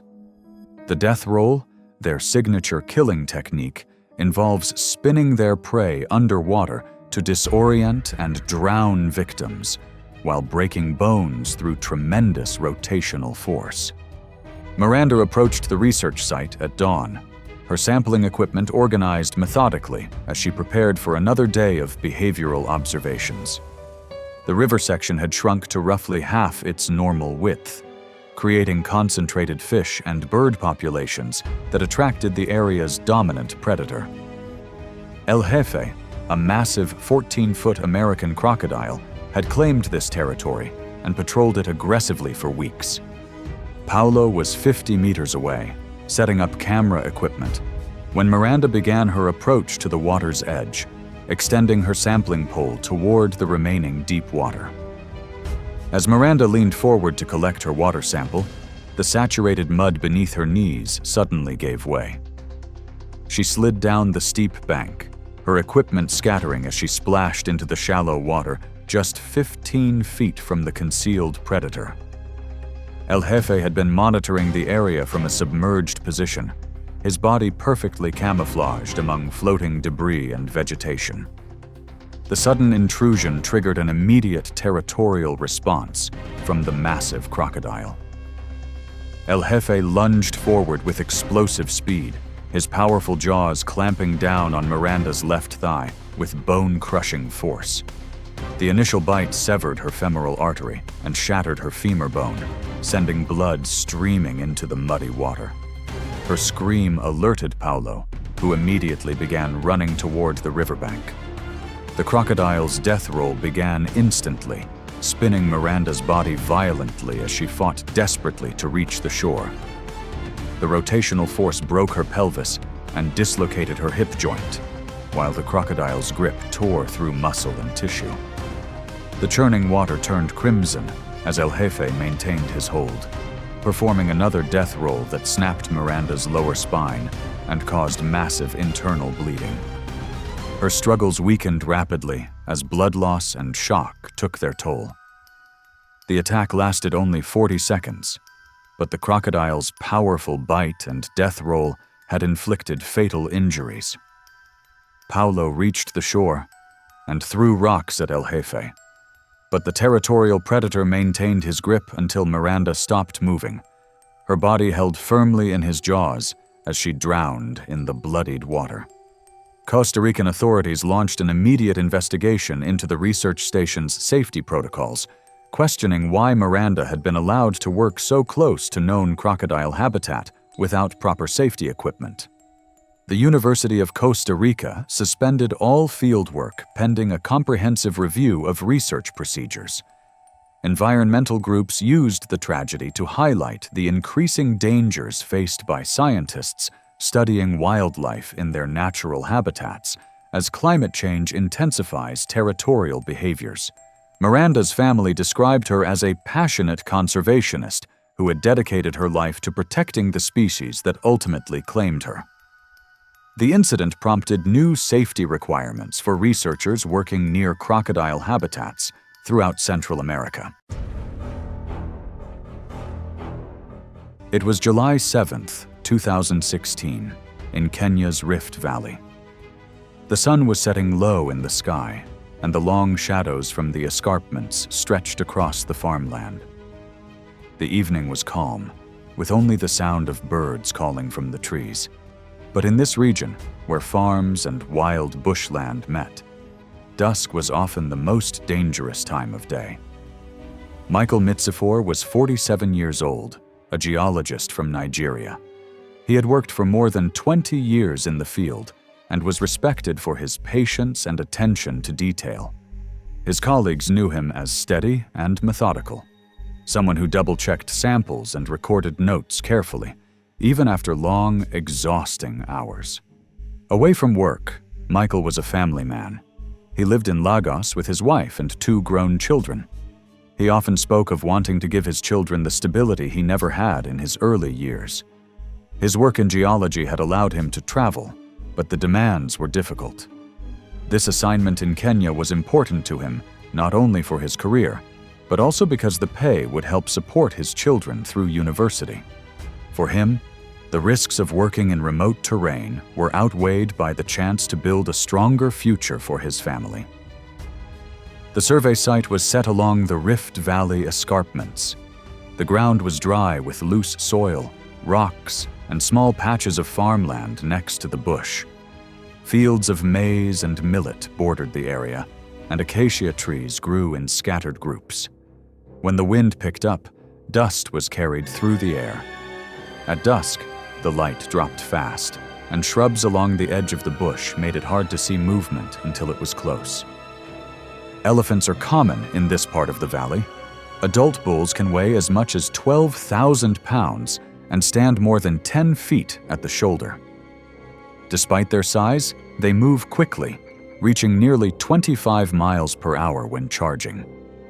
Their tusks can puncture with lethal force, and their trunks and legs are powerful enough to crush. While many elephants are calm if left alone, they become aggressive when startled or when they believe humans are too close to feeding areas or calves. In the days before the incident, the survey team had been warned. Villagers pointed out fresh dung and trampled paths near water points where elephants had passed recently. They urged the geologists not to linger after sundown. The warnings were clear, but the team was focused on completing their work. With equipment scattered across the site, Michael and the others felt it was better to pack everything before leaving. They had already stayed late the previous 2 nights and wanted to avoid coming back for gear in the morning. That evening, Michael lifted one of the heavier cases, balancing it awkwardly as the light faded. His teammates were collecting their tools, moving slowly across the uneven ground. The fields were quiet, and for a moment it seemed like they would finish without issue. Then the stillness was broken by a sharp trumpeting. From the edge of the bush, a bull elephant stepped into view. Its ears were spread wide, and its trunk swung low, dust rising around its feet. Witnesses said the animal appeared tense, moving with purpose as it advanced. Some later suggested the elephant had been disturbed by nearby farming activity, which often pushed animals closer to human paths. Whatever the cause, the bull was already agitated when it spotted the survey team. Michael tried to move quickly, but the heavy case slowed him. The elephant lowered its head and charged, its steps pounding against the dry soil and echoing across the field. In seconds, it closed the gap. Michael stumbled, the equipment slipping from his shoulder. The bull drove a tusk into his side and knocked him down hard. The others scattered, some diving behind bushes, others sprinting toward the edge of the fields. They shouted, waving their arms, but none dared move closer. The elephant pressed its weight onto Michael, trampling him into the dirt. Witnesses described the thudding sound of each step, the crack of bone, and the dust cloud that rose with every movement. Michael stopped moving after the first impact. The bull trumpeted once more, then turned back toward the bush. In a short time, it moved out of sight into the trees. The field stayed quiet except for the voices of the men as they came back together. When the team approached, Michael was lying face down in the dirt. His clothing was torn, his gear lay scattered, and the dust around him was marked with deep impressions from the elephant's feet. The team radioed for assistance, but with darkness setting in, recovery had to wait until morning. They stayed nearby through the night, keeping watch for more movement in the bush. At dusk, they covered Michael with a canvas sheet from their supplies, then waited until authorities could reach the site at first light. Authorities later arrived with vehicles to collect the body. His remains were placed in a stretcher and covered before being transported out of the valley. His samples and notebooks, some stained and damaged, were also gathered. Within days, his body was flown back to Nigeria. The funeral was held in his hometown, where family, friends, and colleagues gathered. It was a quiet service, with co-workers remembering him as disciplined and steady, someone who gave careful effort to his work.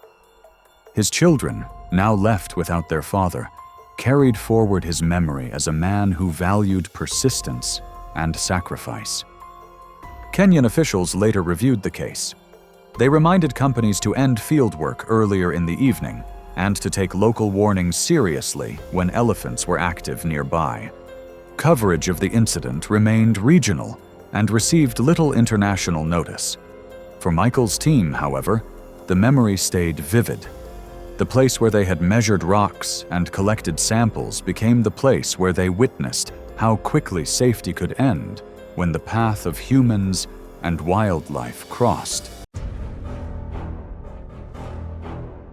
It was December 3, 2013, and the rural Texas property owned by Robert Hayes lay quiet under the winter sky as the 42-year-old exotic pet owner prepared to deliver Caesar's evening meal.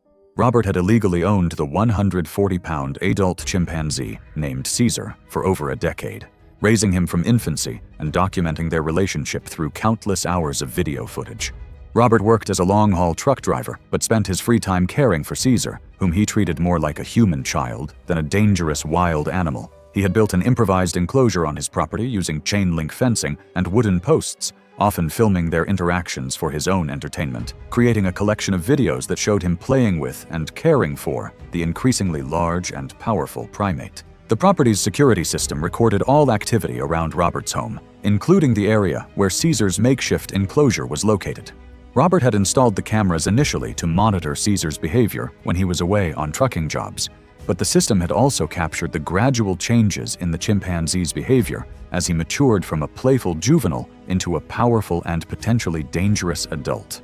Robert had failed to recognize that Caesar's behavior had become increasingly aggressive and territorial as he reached sexual maturity. Adult male chimpanzees undergo significant behavioral changes that make them unsuitable as pets, developing strength and aggression that can be deadly to humans. Chimpanzees possess incredible grip strength and bite force that far exceeds human capabilities, with their powerful jaws containing large canine teeth designed for fighting and intimidation.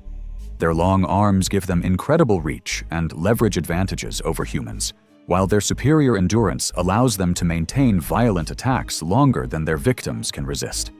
Chimpanzees are highly intelligent, but also extremely territorial and aggressive, especially males who use violence to establish dominance. Robert entered Caesar's enclosure carrying the chimpanzee's evening meal, intending to deliver the food as part of their established routine. The security cameras captured his approach as Caesar immediately became agitated by the interruption during his resting period.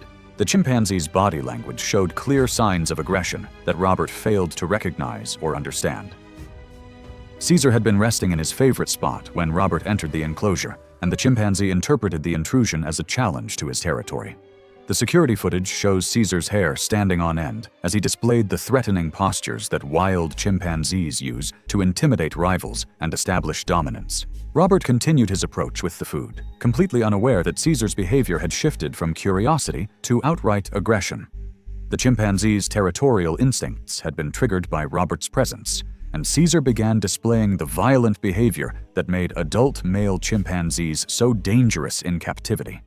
Caesar attacked Robert with explosive violence, using his incredible grip strength to overpower the human who had raised him from infancy. The chimpanzee's powerful arms grabbed Robert and threw him to the ground with bone-crushing force, while his large canine teeth bit deeply into Robert's face and hands in a chaotic burst of aggression.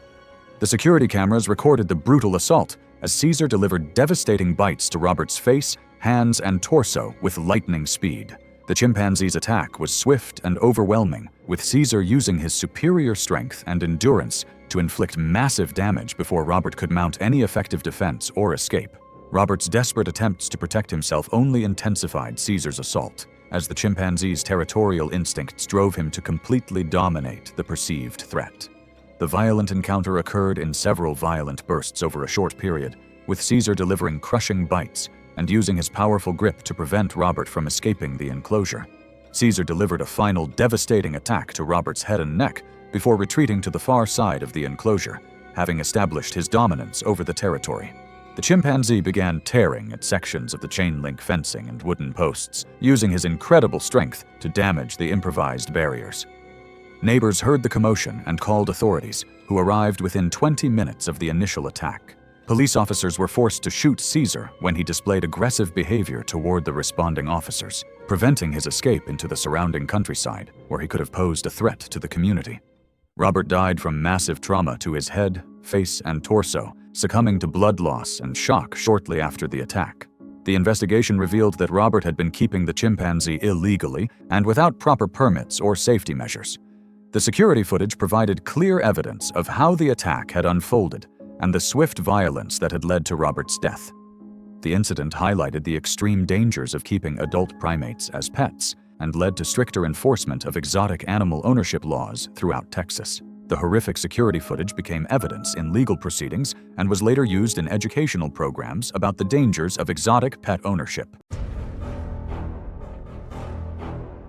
It was September 2nd, 2016, when a wildlife park in Limpopo Province, South Africa, became the scene of a fatal encounter. The private facility housed several species of African predators in large enclosures connected by service corridors used for maintenance and feeding operations. The early morning air was crisp, and the animals were displaying heightened activity levels as feeding time approached. The park's layout included multiple security gates and barriers designed to separate staff from the dangerous animals during routine operations. However, recent equipment malfunctions combined with manual overrides had created dangerous safety vulnerabilities that required immediate attention before public hours began. The facility had experienced several minor incidents in recent months, raising concerns about aging infrastructure and failing alarm systems. Mindy Gantz, A 34-year-old wildlife park maintenance supervisor had worked at the facility for over 6 years. Known among her colleagues for taking procedural shortcuts to save time, Gantz was experienced in handling the complex gate systems and security protocols. She had been called in early that morning to inspect a faulty service gate that provided access to one of the lion holding areas. Her reputation for efficiency often came at the cost of following complete safety procedures, a habit that had been noted in previous performance reviews but never formally addressed. Gantz had successfully completed hundreds of similar maintenance tasks without incident, creating a false sense of security about the risks involved. The lions had experienced delayed feeding the previous day, lowering their tolerance to intrusion and increasing food-driven responsiveness. Gantz was aware of the feeding schedule disruption, but felt confident in her ability to quickly assess and repair the malfunctioning gate mechanism. The animals had been pacing restlessly throughout the night, displaying clear signs of hunger-driven aggression. The service corridor she entered was equipped with fixed security cameras that recorded all maintenance activities. The area was designed with multiple fail-safe systems, including primary and secondary gates, that were supposed to ensure complete separation between staff and animals during inspections. Lions are apex predators perfectly evolved for cooperative hunting and overwhelming prey through coordinated attacks. Adult lions possess incredible strength, with males weighing up to 420 pounds and capable of generating bite forces estimated between 600 and 650 pounds per square inch. Their powerful limbs can deliver devastating blows, while their retractable claws can inflict deep lacerations. When hunting as a group, lions employ sophisticated tactics, where one animal typically secures the prey while others assist in the kill. Their natural instinct is to target the neck and throat area, using their powerful jaws to clamp down on vital structures and induce asphyxiation. The sustained pressure from a throat bite restricts airflow and blood circulation to the brain, leading to rapid unconsciousness and death. Gantz made a critical error by entering the restricted corridor alone without following proper verification procedures. She failed to ensure that the secondary gate was fully engaged and locked, assuming the malfunctioning primary gate would provide adequate protection. Investigators later determined that disabled warning indicators and a compromised alarm system had created a cascading failure in the safety protocols. As she examined the gate mechanism, 2 adult lions managed to enter the service corridor through the compromised secondary barrier. The animals advanced through the corridor while constant machinery noise likely masked the sound of their approach. Their hunger-driven state made them more opportunistic and aggressive than usual. The first lion struck without warning, using its massive paw to knock Gantz to the concrete floor. The impact was devastating, sending her sprawling and immediately compromising her ability to escape. Before she could recover, the second lion moved in to secure her upper body. According to the incident report based on security footage analysis, the combined weight of both animals overwhelmed any possibility of resistance. The lions positioned themselves to prevent escape, with one animal delivering what appeared to be a sustained bite to the neck area, the typical killing method employed by lions to induce asphyxiation through jaw pressure on the throat and windpipe. The attack continued as the lions maintained their hold. While the animal's claws inflicted multiple wounds, the fatal mechanism was consistent with asphyxiation, resulting from the sustained bite pressure to the neck region. Movement ceased within minutes as respiratory failure proved fatal. The lions remained with the body until park staff discovered the scene during routine morning checks. The incident triggered an immediate investigation by wildlife authorities, resulting in enhanced safety protocols and mandatory buddy system requirements for all maintenance operations. The park faced significant legal challenges and was temporarily closed pending safety improvements. Gantz's family filed wrongful death lawsuits citing inadequate safety measures and poor equipment maintenance. The case highlighted the ongoing risks faced by wildlife facility workers and led to industry-wide safety reforms. It was October 9th, 2014, and the afternoon light cast long shadows across the Fred Meyer parking lot in Anchorage, Alaska. A crowd was forming near the cart return area, witnessing the animal that locals knew to fear during rutting season. Helga Soren, 52, had lived in Anchorage for 23 years, having moved from Minnesota shortly after her divorce. She had 2 adult daughters living in Seattle and a small circle of friends from her church group. Her Facebook account showed frequent posts about Alaskan wildlife, mostly photographs taken from safe distances or through car windows. Her supervisor later told investigators that Helga had requested to leave work an hour early that day to run errands before an evening church meeting.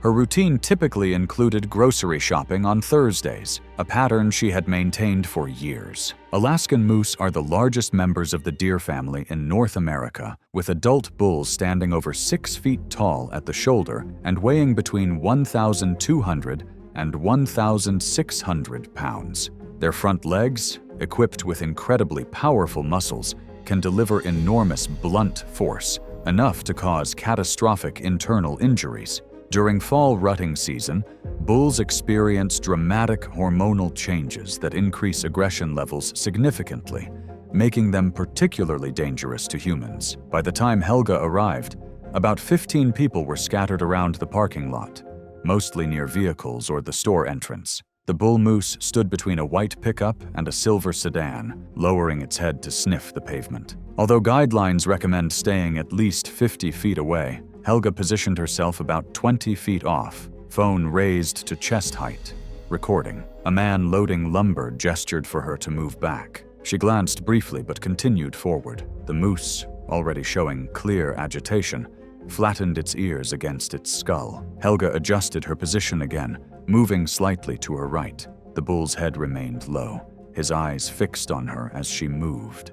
Then, with no additional warning, the moose lunged forward and launched a devastating front leg kick, his right hoof driving forward like a battering ram. The kick struck Helga in the left side of her torso, just below her rib cage, and continued through to her left hip. The force violently knocked her backward, partially lifting her off balance, sending her crashing down onto the pavement a short distance away. A dashcam in a vehicle parked 3 spaces away captured the strike from a side angle, corroborating witness reports and showing her body crumpling against the pavement. As she lay on the ground, the moose stepped forward and delivered a couple of downward stomps with its front hooves to her torso and lower body before stepping back. She remained motionless. The moose stepped backward but did not leave the immediate area, instead moving laterally between parked cars while continuing to display agitation. Several bystanders moved toward Helga, but stopped when the moose turned in their direction,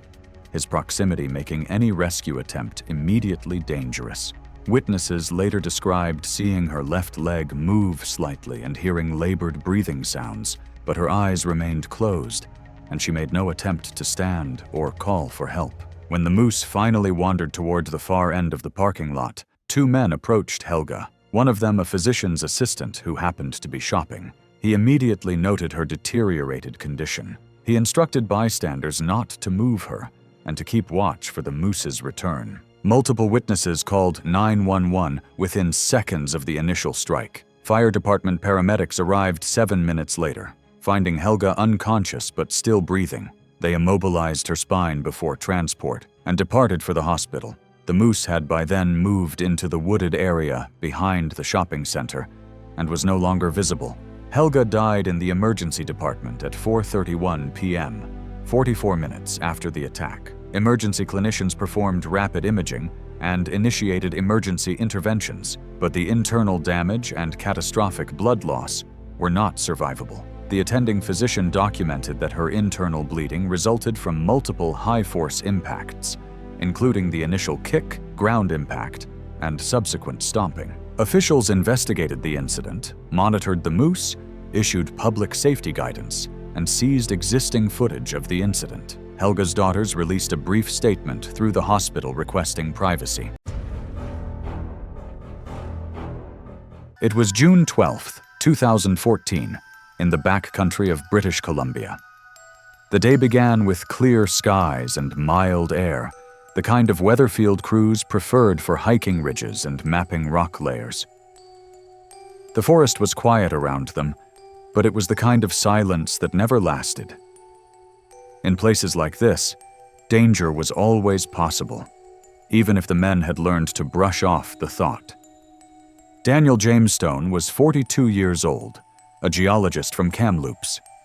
He had spent most of his career in fieldwork, walking long hours across mountainsides and valleys for mining surveys.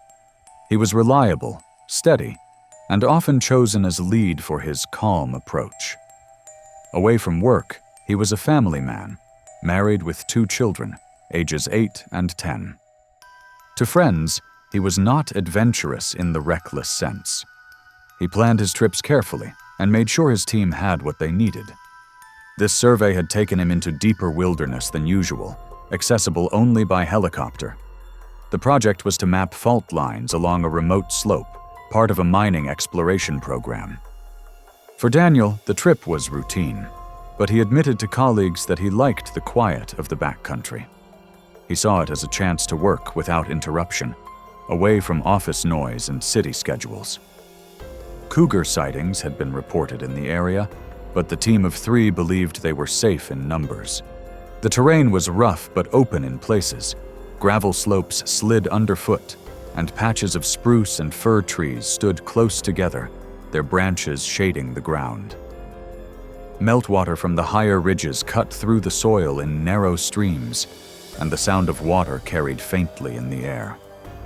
The remoteness made the setting feel both calm and uneasy at once, a place where few people went, but predators had lived for centuries. Cougars, also called mountain lions, are apex predators in British Columbia. Adult males can weigh up to 150 pounds and stretch over 7 feet from nose to tail. They are ambush hunters, relying on stealth and sudden bursts of speed rather than prolonged chases. Their bite force and claws are strong enough to kill deer in seconds. Attacks on people are rare, but when they happen, they are quick, violent, and often fatal if the victim is alone. Warnings had reached the crew even before their drop-off. Conservation staff had circulated alerts of cougar activity, and locals reminded the surveyors to stay close together and keep noise levels high. In the first few days, they saw no signs. By the 3rd day, they grew more relaxed, focusing on rock samples and GPS mapping. Daniel trusted the rule of safety in numbers and allowed himself to walk a little behind when checking loose outcrops. It was a small decision that would prove costly. That afternoon, the team moved across a slope of broken rock. Daniel slipped on loose ground and fell a few steps behind. The others kept walking, expecting him to catch up. Within seconds, the forest's silence broke. A cougar leapt from an overhang above, its body almost blending with the rock and brush until it was on top of him. Witnesses later described the speed as shocking and noted that cougars are almost always silent until the moment they strike. The cougar clamped its jaws on Daniel's neck and shoulder, pulling him down hard onto the gravel. He kicked and twisted, his boots scraping across the loose rock, but the weight of the animal kept him pinned. His scream carried through the trees, and the other men turned in panic. One yelled while the other threw rocks, trying to drive the animal off. A hammer struck its side, and for a moment the cougar let go. Daniel tried to move forward on his hands and knees, but before he could get far, the cat circled and lunged again. Its claws tore across his back as it clamped down once more, pressing him flat against the ground. The men later recalled the growl of the cougar, the scrape of boots against rock, and the silence when Daniel stopped moving. Blood spread across the gravel where he lay. Startled by the shouting, the animal slipped back into the brush. The 2 men froze in place, holding flares they had never managed to use. When they reached Daniel, his injuries were severe. The puncture wounds in his neck and shoulder bled heavily, and he was unresponsive. They used the satellite phone to call for help, but the rescue team could not reach them before nightfall. The body was retrieved by helicopter the following morning. His sampling kit and notebook were found nearby, stained with blood but still intact, the last traces of the work he had come to do. Conservation officers tracked the cougar that same day, following signs in the brush. By the following evening, it was located and euthanized, standard protocol for attacks of this kind. Officials later explained that the animal was a healthy adult male, likely hunting deer in the area. For Daniel's family in Kamloops, the news was brief and devastating. His funeral was small and private, attended by relatives, friends, and co-workers who spoke quietly about his steady character and years of dedication. Authorities used the incident as a reminder. Field crews were told again that noise and close spacing are their best defenses in cougar country. Tools like hammers and rocks had given the men seconds, but not enough. In the weeks that followed, Daniel's colleagues replayed the events again and again, remembering how fast the attack began and how quickly it ended. The wilderness that he had loved for its silence became the place where he was silenced, leaving only the empty slope and the sound of water running through the rocks.